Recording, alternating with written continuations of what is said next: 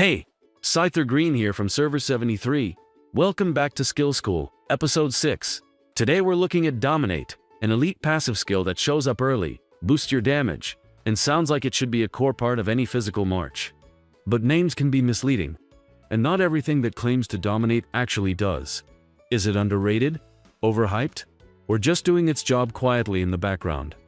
We're about to find out, because this skill might talk a big game, but its effect? Pretty flat. So, what exactly does Dominate do? It's a passive skill, always active once equipped.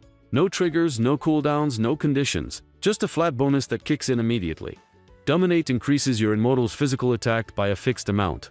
At level 1, it adds plus 540 physical attack, and at level 8, that number climbs to plus 1,800. This bonus applies directly to the base physical attack stat, the one used to calculate damage for normal attacks, ultimates, and any skills that scale from physical attack. It unlocks in the Tower of Knowledge at skill level 20, and costs 8,000 soul crystals to unlock. Each upgrade increases that flat bonus, and the cost rises steeply with it.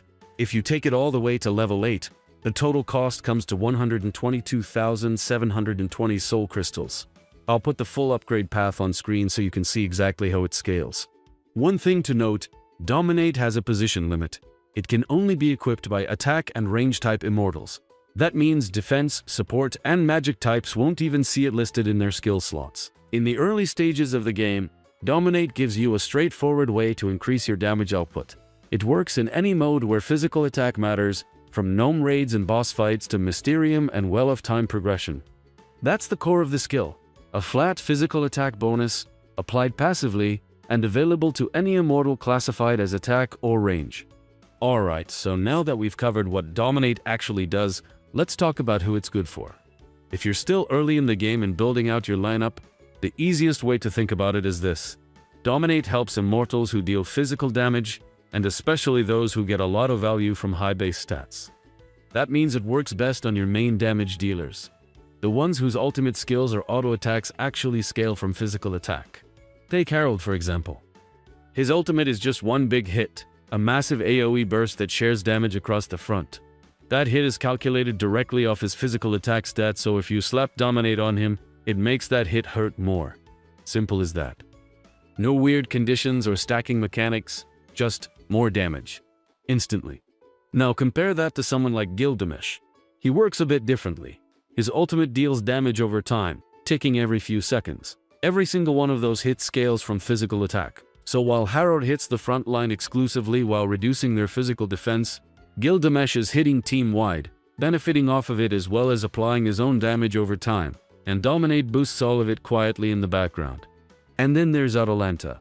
She doesn't do direct damage with her ultimate at all. Instead, she buffs her normal attacks for 10 seconds, with a chance to pierce through the front line. Dominate helps her too, because those normal attacks also scale from physical attack. So even without flashy animations or bursts, she's getting steady value from the bonus. Different playstyles, same rule. If their output depends on physical attack, Dominate's doing something for them. It doesn't matter if it's a single nuke, a slow bleed, or a stream of boosted auto attacks, that flat bonus still applies. So early on, if you're not sure where to put Dominate, just look at which Immortals are carrying your damage and whether they deal physical, not magic. If they do, you're probably making the right call. Now here's the tricky part. How do you actually know Dominate is doing anything? It doesn't show up on your skill list during battle. You won't see any icons, and the battle report won't say, Dominate did this much damage. So if you're new, it might seem like it's not working at all, but it is. You just have to check it the slow way. Try running the same battle twice, once with Dominate equipped and once without. Keep everything else the same. If your Immortal is a physical damage dealer, you'll usually notice their damage numbers are just a little bit higher when Dominate is on. It's not flashy, it's not huge, but that flat physical attack bonus is kicking in. You just need to look at your damage report to catch it. Usually you'll see a small bump in both their normal attacks and skill hits. So yeah, Dominate works. It's just one of those quiet in the background skills. Once your team starts growing and you begin unlocking stronger passives, Dominate naturally falls out of rotation. It's meant to give your physical damage dealers a quick start, not carry them long term. The first skill that really replaces it is Anger. Anger increases all physical damage by a percentage, not just your base physical attack stat. At level 1, that bonus is 9%. At max level, it's 30%.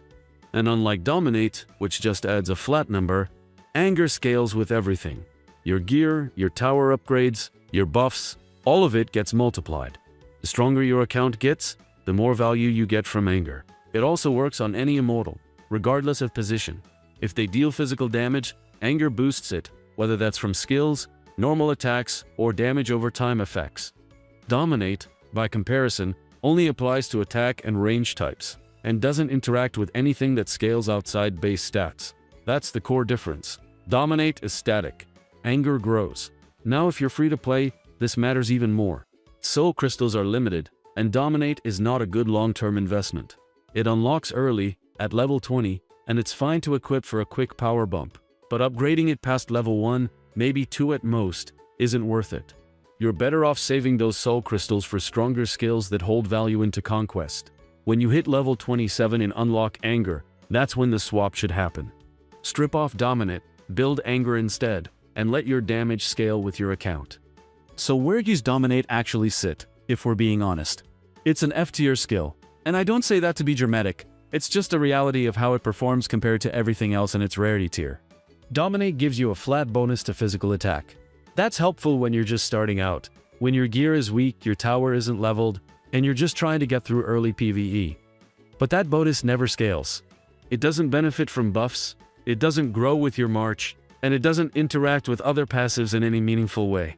The moment you unlock stronger skills, it falls off hard. But here's the thing, F-tier doesn't mean useless. It just means temporary.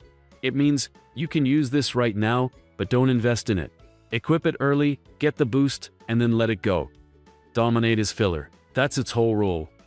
And if you're free to play, it's even more important to recognize that, because spending soul crystals on a skill that doesn't scale is one of the fastest ways to stall your progression. So yeah, F-tier. Not because it never helps, but because everything else eventually does it better. So that's Dominate, an early game workhorse that gives your team a boost when you need it most, then quietly steps aside once stronger skills enter the picture.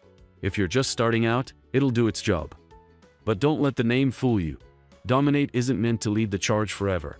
It's a placeholder, a stepping stone. And once you hit that mid-game stride, there are far better ways to spend your soul crystals. What about you though? Did Dominate stay in your lineup longer than expected? Did you try leveling it up and regret it? Or did it help carry you through the early grind? And who do you think makes the best use of it? Is it Herald, Gilgamesh, or someone else entirely? Drop your thoughts in the comments. I'd love to hear how it played out in your march. If you found this breakdown helpful, don't forget to like the video, subscribe to the channel, and turn on notifications so you don't miss the next episode. Thanks for watching, and as always, see you in Norheim.